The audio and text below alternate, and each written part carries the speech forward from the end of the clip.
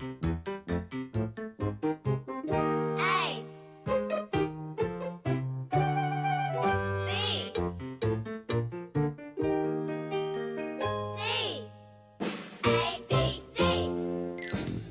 the Hooly Hoolies, and how do you do? We are the Hooly Hoolies, and who are you? My name is Blinky, Blinky Bill. Trust us, we're bananas. A-A-R-D-V-A-R-K. I declare Noddy the champion of the sports day. Hooray! Well done, Noddy. We have to trick Alfred. Are you talking about me? No, Alfred.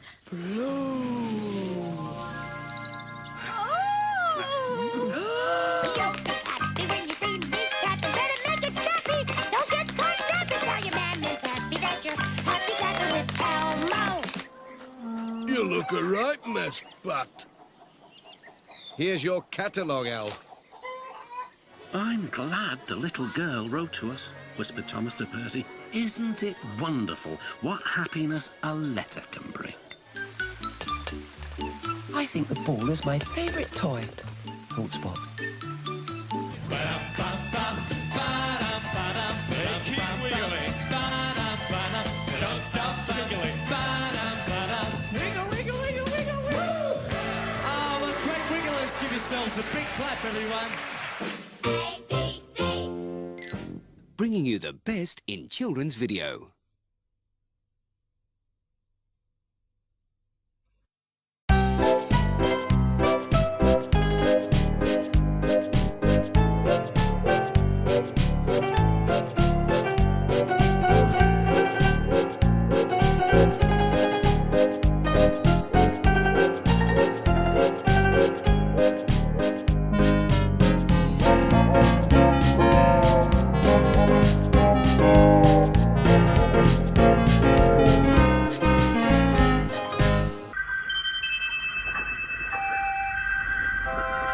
Thomas steamed out of his shed before the other engines were awake. Snow lay on the ground, and he was very excited because it was the day before Christmas. The passengers were always smiling, and there were lots of special treats for everyone. Thomas didn't even complain when his uncomfortable snowplough was fitted. It wasn't long before Percy and James bustled into the yard, and there was a festive atmosphere. The drivers hung holly inside the engine's cabs and tinsel in the coaches. The engines knew it would be a busy day, and they soon set about their work. "Goodbye, James! Goodbye, Percy!" Thomas peeped cheerfully to his friends as he left the yard with Annie and Clarabel.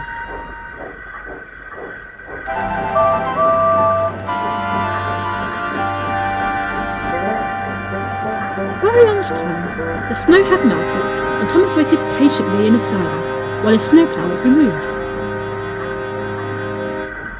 He watched the busy platform and was surprised to see a small black horse standing with all the people. "It's unusual," Thomas thought. Imagine Thomas's surprise when he saw a passenger speak to the horse. "How are ya?" said the passenger. "Very well," replied the talking horse. "Cinders and ashes," explained Thomas.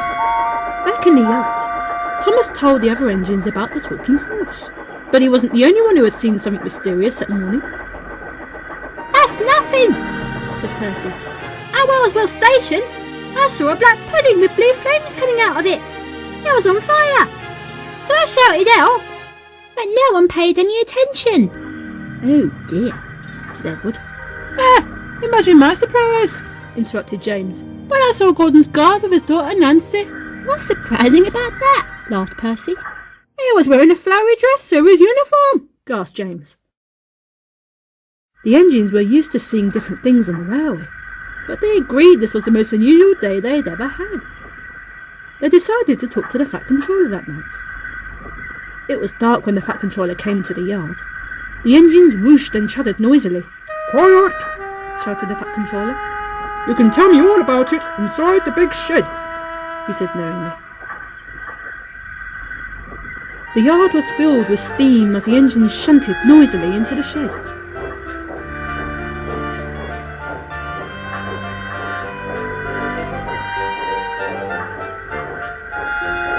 When the steam cleared, they got a lovely surprise.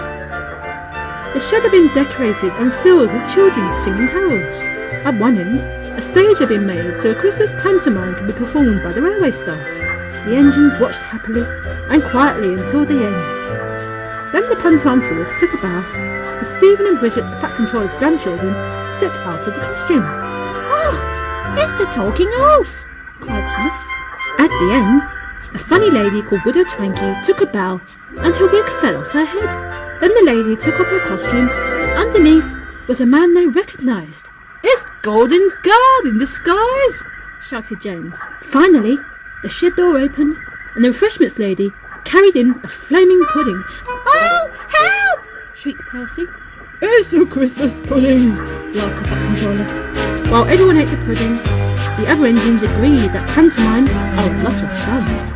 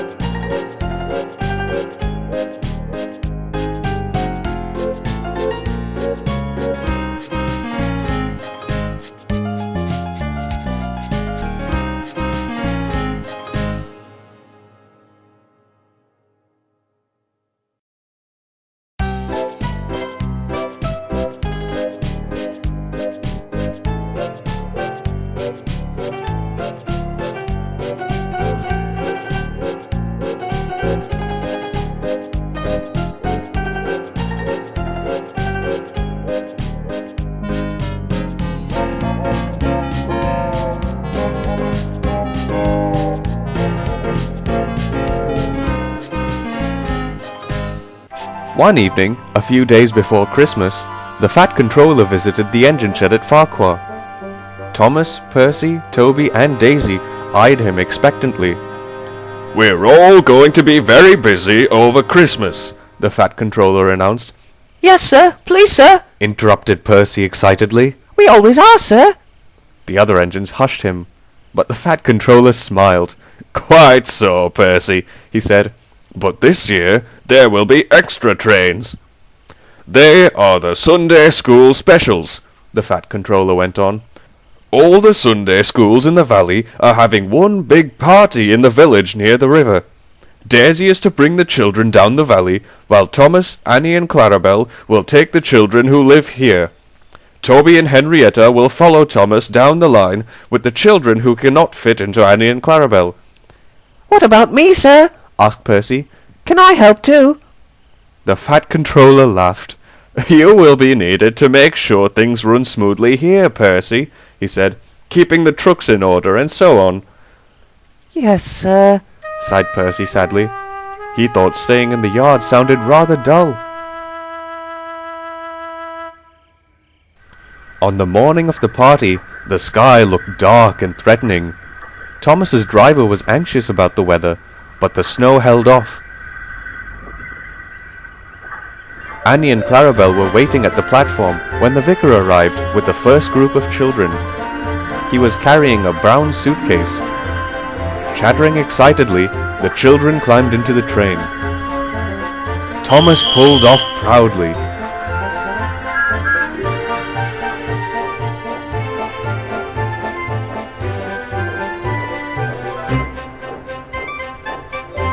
They made good time down the valley, though the sky was getting darker. That snow won't hold off much longer, said Thomas's driver.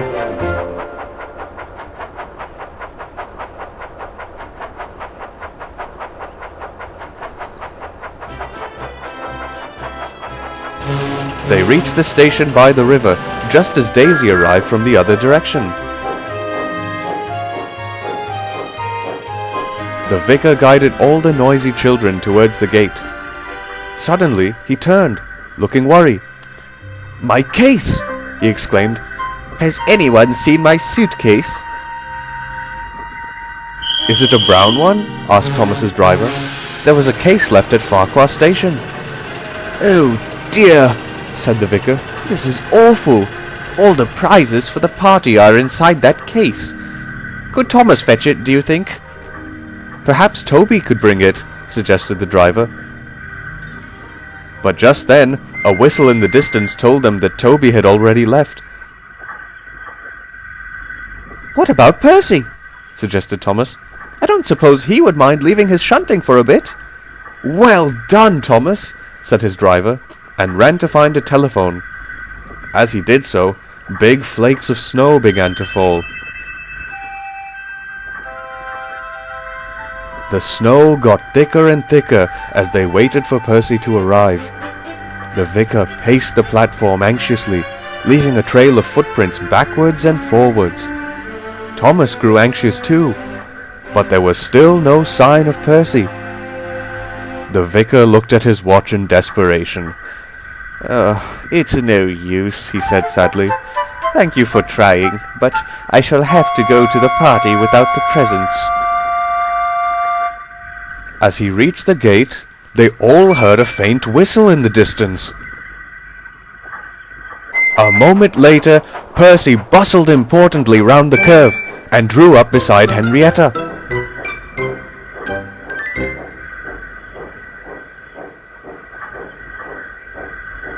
I'm not late, am I? He asked anxiously, as his driver handed down a large brown suitcase from his cab. This is what you want, I think, the driver smiled. It is indeed, agreed the vicar. Thank you, Percy. This is the best Christmas present you could give to anyone. He turned and rushed happily away to the party. The party was a great success, and when the children went home, they sang carols so loudly that Thomas and Percy could hear them. The engines forgot how tired they were and joined in. The fat controller was very pleased. We are here to serve the public, he told the three engines and Daisy. And it is at times like this we prove how well we can do it. Thomas, Percy, Toby, and Daisy, I am proud of you. A very happy Christmas to you all.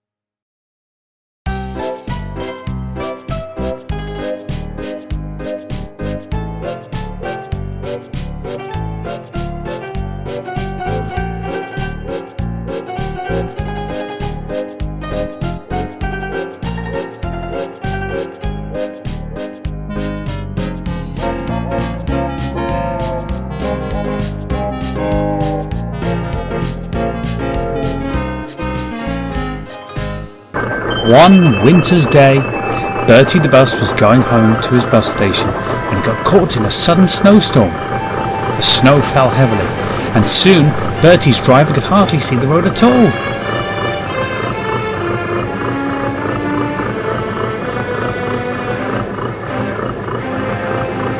The windscreen wipers went slower and slower.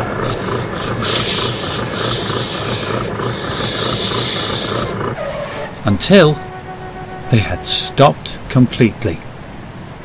Bertie's tyres slipped and skidded on the road.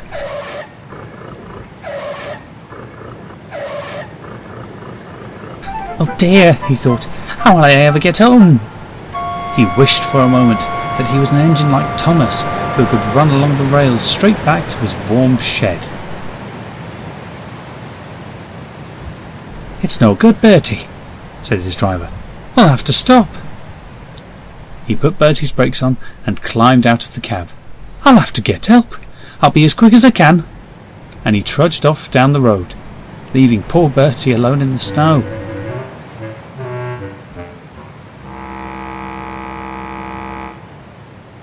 The snow covered Bertie as though it were a blanket. The minutes passed, and soon he was just a mound in the snow. I hope they can find me, Bertie thought as the minutes ticked slowly by.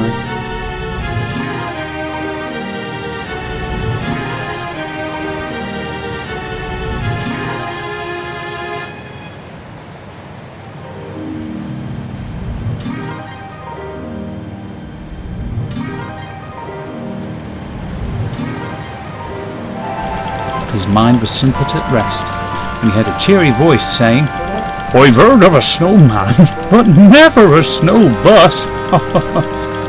It was Terence the tractor who had come to the rescue. By this time the snow had stopped, so Bertie's driver wound chains around his wheels to make it easier for them to roll over the snow. Then he and Terence's driver attached a tow rope to Bertie's front. Terence's driver hitched the snowplough onto Terence to help him push through the snow. Crunch, scrunch, crunch, he went, as Terence slowly pulled Bertie out of the drip and up the slope to where the snow was less deep.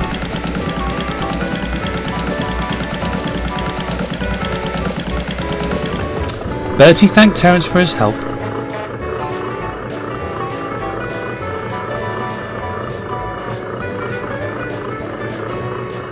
and hurried on to Wellsworth, where he was put into a nice warm bus station to recover from his chilly adventure.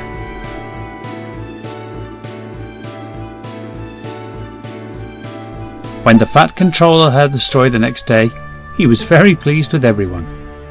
"Things usually turn out for the best when everyone helps each other," he said, and Bertie agreed.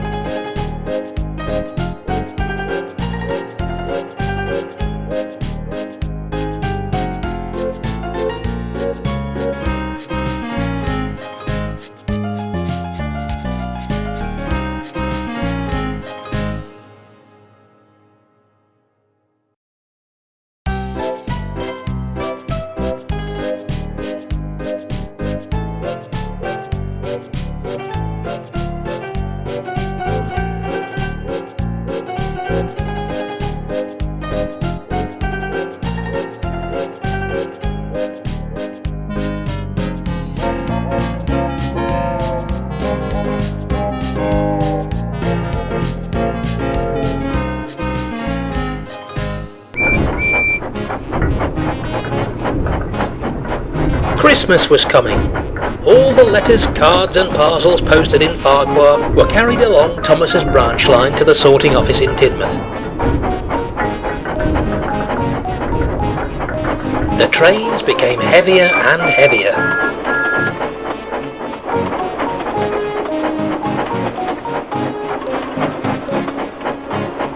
One day, about a week before Christmas, the people at the post office in Farquhar asked for a special train that evening.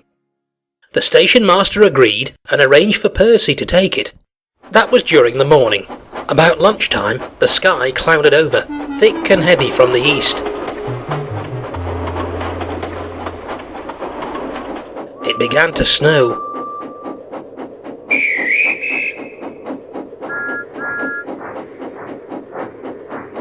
Not hard at first, but by tea time it had turned into a blizzard.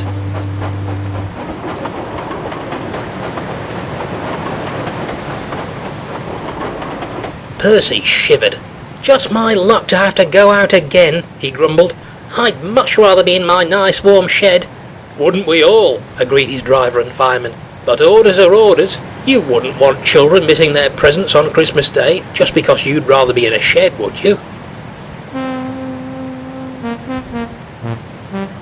They fixed the snowplough to Percy's front buffer beam.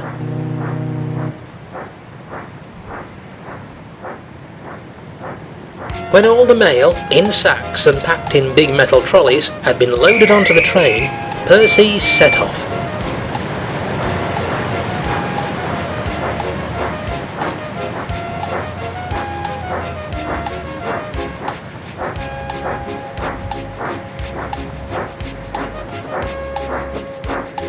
Rather to his surprise, the snow wasn't too bad. The tunnel was usually the worst place in snow, but they reached it without any trouble.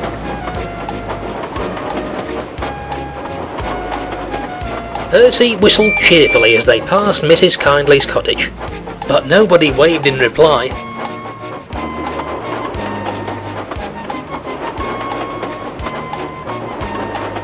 Crimson curtains were sensibly drawn against the weather, and a warm glow of light shone through them onto the snow outside. "We'll be all right now," said the fireman as they came safely out into the valley, but he was wrong. They passed the station by the river all right, but they found in the open land lower down the valley that the snow had drifted more deeply. Conditions became steadily worse. Before they reached the station by the airfield, they realised that they could go no further.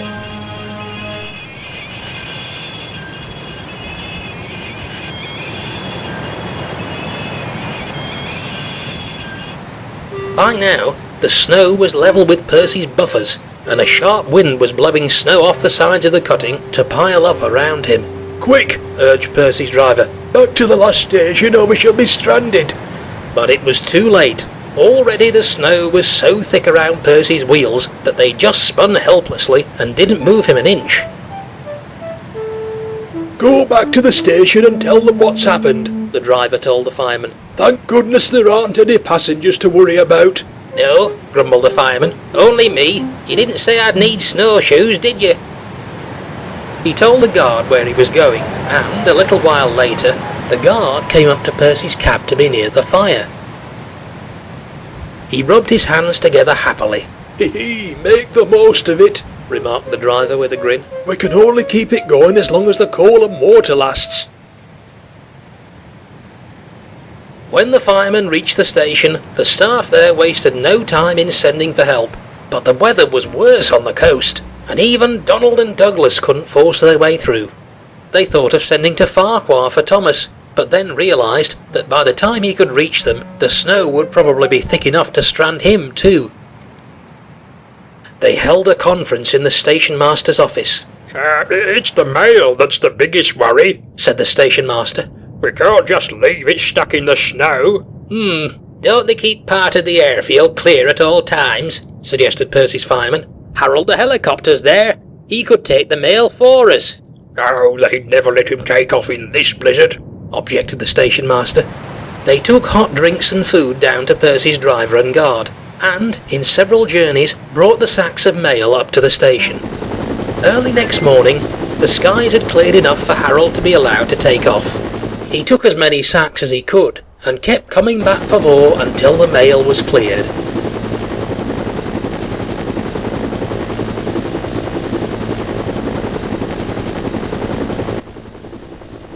It was afternoon before Thomas and Toby reached them from Farquhar, and they pulled Percy and his train back to safety.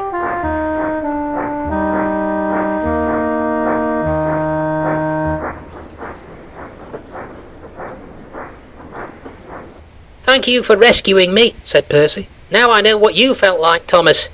Remember that year when you went to collect the Christmas tree for the Fat Controller, and you became stranded in the snow blizzard, and you had to be rescued? It was all right until my fire went out, but I don't want to do it again. Next year, posting early for Christmas can start just as soon as it likes."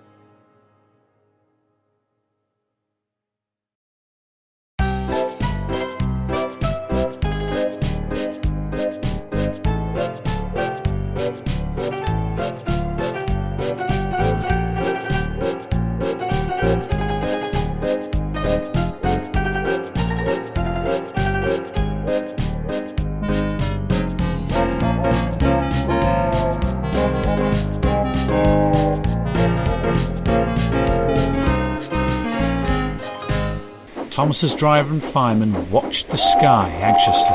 Heavy clouds loomed and lowered, and it became dusk in the middle of the day. "We're in for it," said the driver, shaking his head. "We'll need the snowplough before too long." Thomas was cross. He didn't like the snowplough. It was heavy and cumbersome, but he remembered that Terence the tractor had to come and pull him out of a snowdrift when he'd been silly about it before. "I shall just have to put up with it," he said to himself. His driver was right. Before long it was snowing, and by the next morning the countryside was thickly covered. Thomas could not go as fast as usual, and his driver wanted to top up his water tanks at the junction.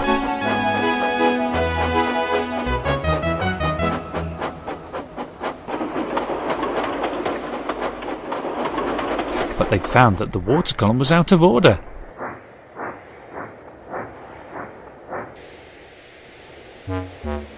"Never mind, Thomas," he said.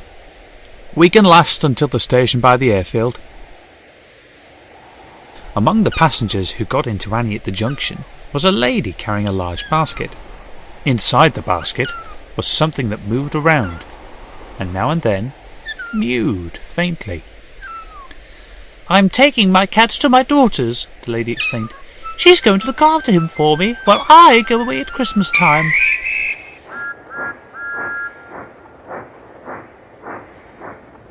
Once the train was safely moving, the lady opened the basket, and everyone made a great fuss of the cat as he sat on his owner's lap. Thomas stopped the train at the station by the airfield, and several passengers got out. A door slammed. The cat was startled. With a swift look around, he jumped off the lady's lap, through an open window, and disappeared into the snow outside. "Oh no!" wailed the woman, and getting out of Annie herself, she ran to find the guard. "Don't worry," he said encouragingly. "Thomas needs water, so we shall have a few minutes in here in any case. You'll have plenty of time to find your cat. He can't have gone far in this snow." Some of the passengers got out to help. Thomas's driver and fireman got out too, but they didn't help. They had troubles of their own. The water column here was frozen too, and by now the water level in Thomas's tanks was getting dangerously low. "Where's your shovel?" the driver asked the fireman. "We'll have to fill the tank with snow." Thomas shivered but said nothing. He knew that the alternative was even worse. The fireman clambered onto the top of Thomas's tank, and the driver passed a shovel up to him. Then he took his place on the ground and began throwing shovelfuls of snow up, aiming to land them on the tank beside the fireman. Not all of the snow reached its target, and each time some hit his boiler, Thomas shuddered. "Sorry, Thomas," said his driver cheerfully. "Some children go snowboarding for fun, you know." Thomas muttered to himself. "This isn't my idea of fun." Meanwhile, down on the ground, the searchers looking for the cat were growing desperate. They had looked everywhere, but the cat was nowhere to be found. He wasn't on the platform, or in the station, under the train, or anywhere near it. They even looked in Thomas's cab, but he wasn't there either. "Nearly full," the fireman called from atop Thomas's tank. "Thank goodness for that," remarked the driver, mopping his brow. "This is hot work." He slipped the shovel once more under a heap of snow. As he lifted it, the snow on the shovel moved. The driver almost dropped it in surprise. Then the heap of snow mewed, and the cat shook itself free. "Well, bless me," laughed the driver. "What a good job we didn't put that into Thomas's tank." They went to find the station master, who gave them an old towel. Then, when the cat had been thoroughly dried, a porter gave him some warm milk, and the cat's owner thankfully put him back in his basket. Later in the shed, Thomas told Percy and Toby all about it. "I'm glad she got her cat back," he said. "Now that lady can go away and have a happy Christmas after all. But I'll tell you something else," he added. "Never go snowboarding. It's no fun at all. I've tried it."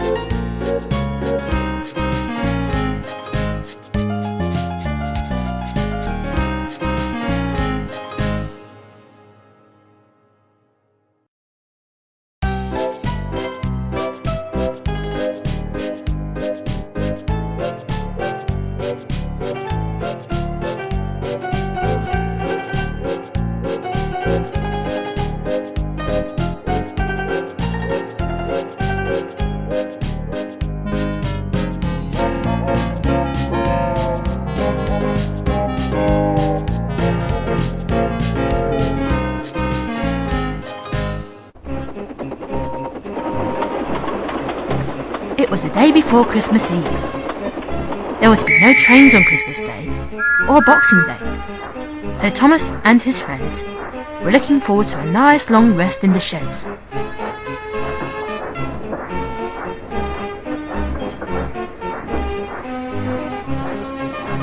It had been cold and misty all day.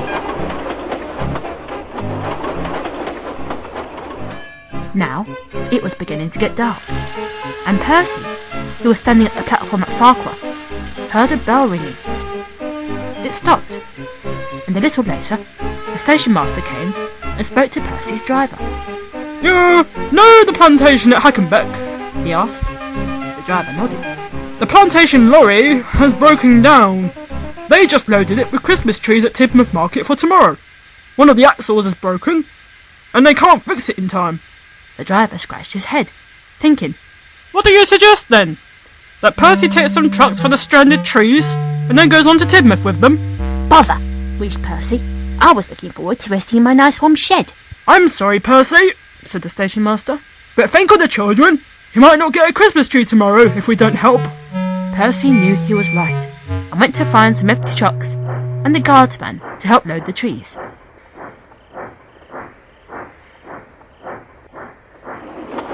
It was dark when they set off, and because the last train of the day had run, the lights at Hackenbeck Halt had been put out.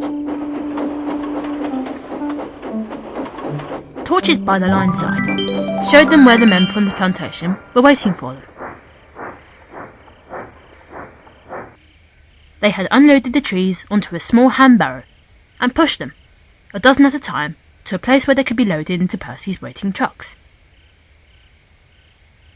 "Thank goodness you've come," said the foreman. "You saved our bacon, you have, and no mistake." The men loaded the trees as quickly as they could, but it was very cold, and Percy shivered as he waited. At last, they were ready, and Percy was able to puff away down the valley with his trucks full of Christmas trees.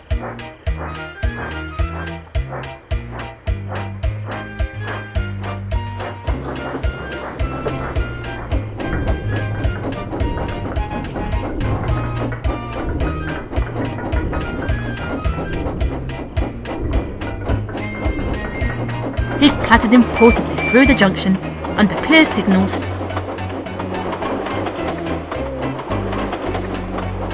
and soon reached the yard at Tidmouth.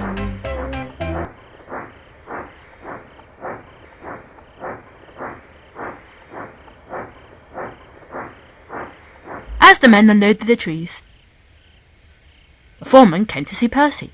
He was carrying a splendid Christmas tree under his arms. "The lads and I thought you might like to have this tree in your shed over Christmas, Percy." "Oh, yes, please, sir," said Percy excitedly. "Thank you very much."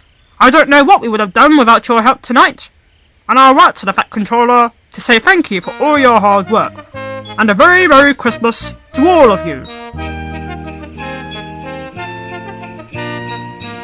Percy puffed home that night, feeling proud. He had missed his nice warm shed, but it had felt good to help out.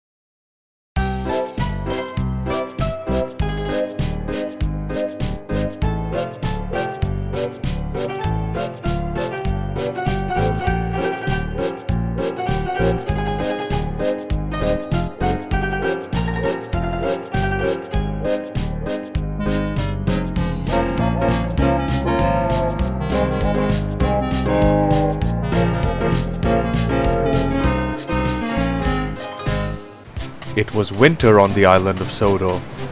Heavy dark clouds filled the sky, and that night it snowed heavily. By morning, deep drifts had piled up in the surrounding countryside.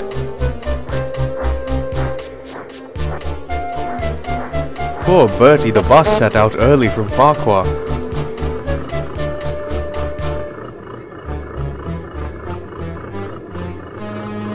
But had to turn back soon after. We can't get over the hill, he told Thomas. The drifts were higher than my roof. We were lucky to be able to turn around. Oh dear, puffed Thomas. You'll need to go steady at the tunnel, Thomas. I expect the snow is thick there too. Just then, a taxi pulled into the station yard. An important-looking man got out and was taken to see the station master. Then, Percy came. The cutting before the tunnel is almost filled with snow. You'll need to take extra special care today, Thomas. I will, puffed Thomas. And as soon as the guard was ready, he set off with his snowplow in front at once.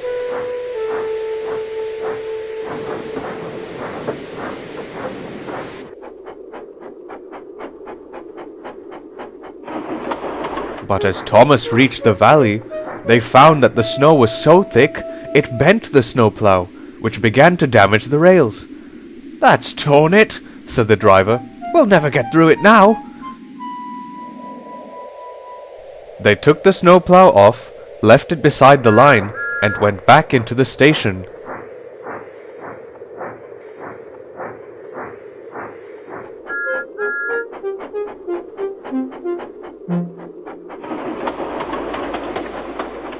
When they arrived, the station master came up with an important-looking man. "This gentleman has to see Mr. Kindly. It's a very important matter, and he must see him today at all costs." "I'll be blowed if I know how," said the driver, scratching his head.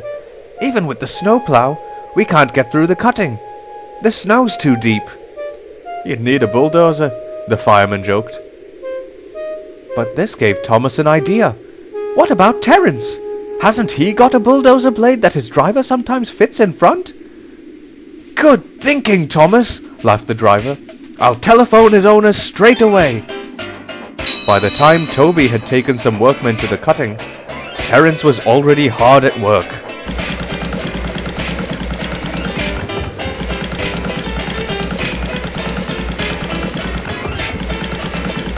He and the men soon had the line clear, and Toby went back to tell Thomas.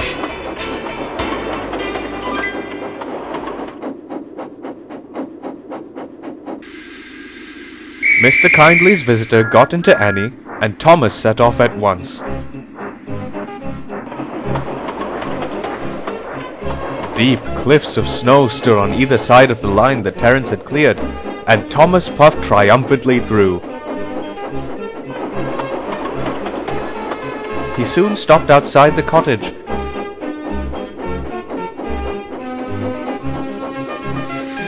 And the guard helped the important-looking man down from Annie. Both he and Mr. Kindly came to thank Thomas, and the guard went with them to make sure they didn't slip when they walked on the path to the cottage. Then, cold but pleased, Thomas left for the junction.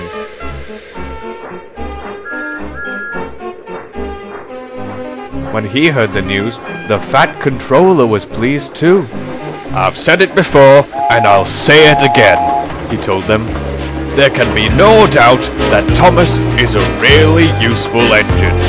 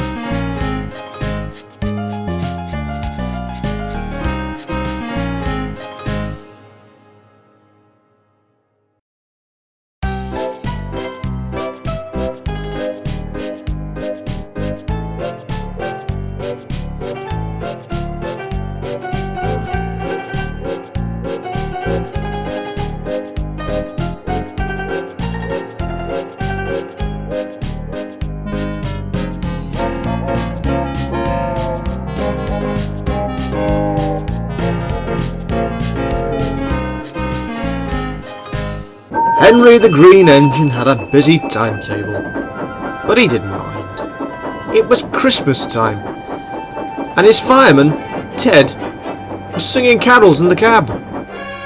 Each day Ted practiced a new carol, and Henry enjoyed listening to them. "Why are you always singing?" Henry asked him. "I'm in the church choir. We have to learn 6 carols in time for the carol service on Christmas Eve." That night, Henry told the other engines about the Christmas carols. "Can you teach us to sing, Henry?" peeped Percy excitedly. "Don't be silly," huffed Gordon. "Engines can't sing." "But we can whistle," said Oliver. This gave Henry an idea. Next morning, Ted came to light Henry's fire. Henry choked and spluttered on his coal, and Ted didn't know why. "What's the matter, Henry?" Nothing, I'm trying to sing," Henry replied shyly. Ted laughed. "I don't think engines can sing." Henry thought for a moment. "But we can whistle." When they reached the harbour with their load, Henry whistled extra loud. "Hello, Duck!" Duck whistled back. Then he whistled to Oliver, who whistled back to him. And Henry whistled to everyone.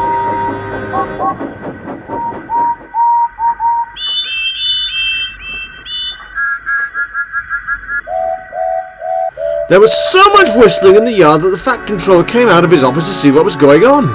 "There's so much noise I can hardly hear myself think," he barked. "You all know only to whistle when it's appropriate." "Sorry, sir," said Henry meekly, and puffed away feeling rather disappointed. He worked quietly for the rest of the day, but still wished he could whistle carols. Ted felt sorry for Henry, and later that night he came to the shed with a songbook. "You can help me learn my Christmas carols," he told the engines. "Can I hear your whistles?" The engines each took it in turns to whistle for Ted. Gordon's whistle was low and loud. Percy's whistle was high and shrill. Toby's bell added a nice Christmassy touch. "Right, I'll tell you when to whistle, and this is what we'll do." Each engine took it in turns to blow their whistle, and soon they sounded like an engine orchestra. The next day was Christmas Eve, in time for Ted's carol service. As Henry waited for his trucks to be loaded, he saw his driver and fireman talking to the vicar. "The old organ is broke," the vicar told them sadly. "We'll have to cancel the carol service." But Ted had other ideas. "Don't worry, Vicar. I know what to do." That night the choir congregated at the church, and the engines were gathered nearby. Ted gave them the signal, and they began to whistle as they had been practicing the night before.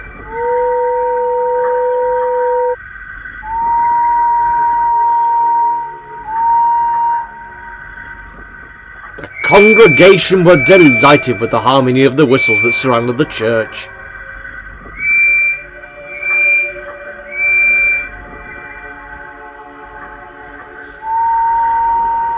Everyone finished with "We wish you a Merry Christmas," and the vicar was delighted.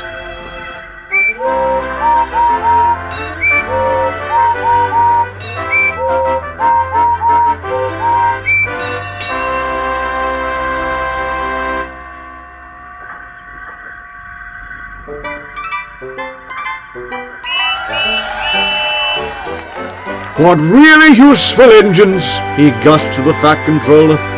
"I don't think we've had a better carol service." The Fat Controller smiled and looked at Henry. "It may not have been the most conventional way," he said, "but I think we can class this as an appropriate use of your whistles." "Well, Judge,"